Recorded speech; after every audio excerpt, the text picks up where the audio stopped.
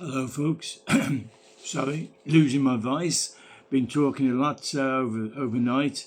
Um, okay, so what I want to talk about is this devastating or astonishing attack by Donald Trump's troops in the Air Force that bombed three sites in Iran, nuclear sites, and he's claiming that they are completely destroyed. And it said there was 30 tons of explosive landed on the Fordo in nuclear complex in Iran. So, wow.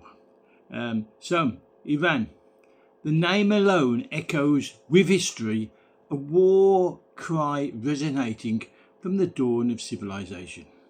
It means a land of Aryans, the land of nobles, a title rooted in the ancient Indo-European tribes who forged a legacy of strength, culture and unyielding spirit on the Persian plateau.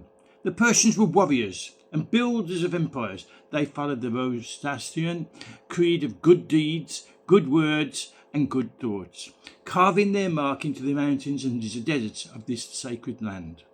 To be Iranian is to carry the blood of these titans, to stand tall as heirs to Cyrus the Great, Darius the Great, and the immortal soul of Persepolis. But the mullahs who strangle Iran today are not Iranians. They are impostors, a cabal of bearded tyrants who have hijacked the land and its people, defiled its essence with their theocratic chokehold. Sorry. These mullahs are not the sons of Iran's ancient soil. They are aliens in spirit, betrayers of the Persian flame that had burned for millennia. Iran is not their home. It's their hostage. They drape themselves in the flag, whose words are forged in the deserts of Arabia, not the highlands of Persia. They mouth Persian words, but their hearts beat to a foreign drum. Their ideology, their so-called revolution, is a venomous import of 7th century Islamic dogma that has no root in Iran's ancient soul. They're not Iranians. They are occupiers, usurpers, who have chained a nation to their altar of control since 1979, when they removed the Shah of Persia. Examine their actions. Their mullahs have transformed Iran, once a beacon of civilization, into a prison of fear. They impose their rule with the morality police, a group of thugs who assault women for daring to reveal a strand of hair. They hang dissidents on cranes, their bodies swaying like grim trophies in the streets of Tehran. They finance terror worldwide, from Hezbollah to Hamas, while Iran's own citizens suffer starvation under sanctions and economic devastation. This is not the way of the old Persia. This is not the legacy of the people who gave the world the Cyrus Cylinder, the first charter on human rights. The mullah's rule is a betrayal of everything Iran represents, a grotesque mockery of their heritage. The villainous mullahs have been deceiving and playing the Iranian people, particularly the masses of religious fanatics, long before Israel and the US existed. Israel being modern Israel, I'm talking about there. They claim to be Iranians, but their loyalty lies not with the nation, not with its people, but with a warped ideology that glorifies submission over sovereignty. Their supreme leader, Ali Khamenei, and his clerics wield power as stewards, not as stewards of Iran's glory, but of enforcers of a foreign creed. They are rooted in rigid alien orthodoxy, one that suffocates the free spirit of people who once wrote epic poetry under starlit skies. The mullahs are not Iranians. They're agents of a cultural invasion, eroding the very identity of a land of nobles. We do not worship Iran, We worship Allah, for patriotism is another name for paganism. I say this land, burn. I say this land, go up in smoke, provided Islam emerges triumphant in the rest of the world. Ruhollah Khomeini, the first of his kind to take over Iran when they removed the Shah of Persia. The Iranian people know this. They feel it in their bones, from the streets of Isfahan to the villages of Kurdistan. The city cries, "Death to the dictator!" The protests of 2022, sparked by the murder of Mahsa Amini, were not mere riots. They were a rebellion of Iran's soul against its captors. Women burned their hijabs. Men faced bullets with their bare chests. And the youth chanted for freedom, not for the mullah's chains. These are the true Iranians, the heirs of an ancient civilization, who refuse to bow to a regime that spits on their heritage. They are the fire of Zoroaster, the defiance of Rustam, the unwielding will of a people who will not be broken. If you want to know Zoroaster and Rustam, you can look them up on eBay and on Instagram and all these others. The mullah's grip is slipping, and they know it. Their response, more of brutality, more executions, more lies. They call themselves Iranians to cloak their treachery, to fool the world into believing they represent the nation. But the world must see through their sham. The mullahs are not Iranians. They are a disease infecting the body of Iran. Their Islamic Republic is a fraud, a regime which has plundered Iran's wealth, silenced its poets and dimmed its ancient light. They have no claim to the legacy of Persia, no right to speak for people whose history dwarfs their fleeting tyranny. Iran's true identity is in its pre-Islamic roots, in the grandeur of Persepolis, the wisdom of Zoroaster, and the courage of its kings.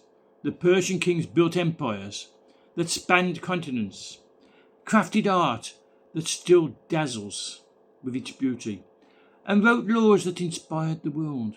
The mullahs built nothing but fear. They destroy, they oppress, they erase. They're not Iranians. They are the antithesis of everything Iran has ever been. Their rule is an insult to the memory of Cyrus, who freed nations, and to the spirit of the people who endured invasions, empires, revolutions, yet still stood proud. The time has come to cast off the lie. The mullahs must be called for what they are, invaders, not Iranians. The world must stop pretending that their regime speaks for Iran. Iran belongs to its people, to the women who burn their veils, to the students who face tanks with stones, to the poets who write in secret, to the millions who dream of a free Iran. These are the true Iranians, the ones who carry the fire of their ancestors in their hearts. As I see things now, the world is headed down a dangerous path. The danger of the bomb is in the hands of the mullahs, and it has not disappeared. Despite what the mainstream media and the useful idiots claim, the mullahs are intent on getting the bomb. The USA and Israel are equally intent on not letting them get it. Israel has a huge stake in this, since it is easily within the range of the Islamic fire. Now what? Simple. Trump wants to make a deal. Donald Trump, President of the United States, wants to make a deal. Next, Trump will relax his sanctions on Iran. We'll even look to other ways for the mullahs to sell some oil, to access international financial systems, and will quietly work out a covert diplomacy will commence. The result, a huge victory for the mullahs and a new long-term lease of life. Iranian people must not be allowed to lose yet again. I'm certainly hope I'm wrong in my conclusions. This story was not by me. This story is by Emil Imani, an Iranian who lost his brother to the mullahs. Trump, finish what you've started. Do not make a deal.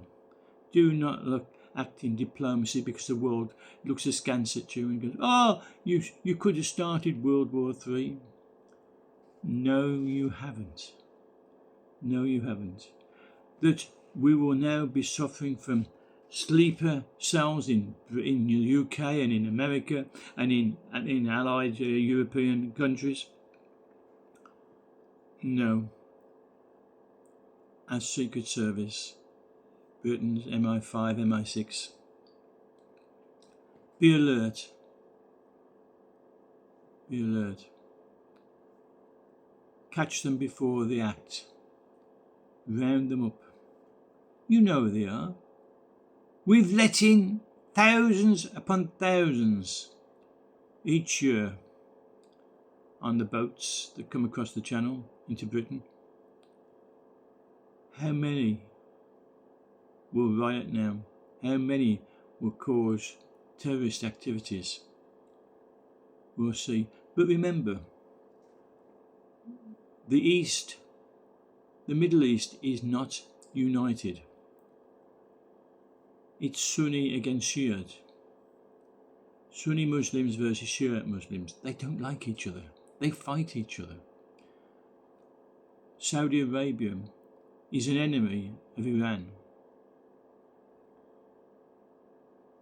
They will not back them. Lebanon may, Yemen may, but the people of Iran are ready to rise up against these mullahs. They're not happy. Okay, comments please. Give us your comments. Subscribe. Press that subscribe button. Doesn't cost you a penny, not even a cent. It doesn't even cost you a rupee. It's totally free to subscribe. Press that subscribe button. Press the like button and don't forget your comments. So I'm going to come back a bit later on, but I thought we needed this. I needed to deal with this immediately after the aftermath of last night's attack by USA Air Force bombing the nuclear sites in Iran to prevent them producing a nuclear bomb to destroy every member in Israel. So it would have been genocide. Trump, good for you. If you disagree with that comment, make your comment. Make your comment. Okay, until the next one, I'm going to say bye. Be safe, be good, and remember to subscribe. Bye.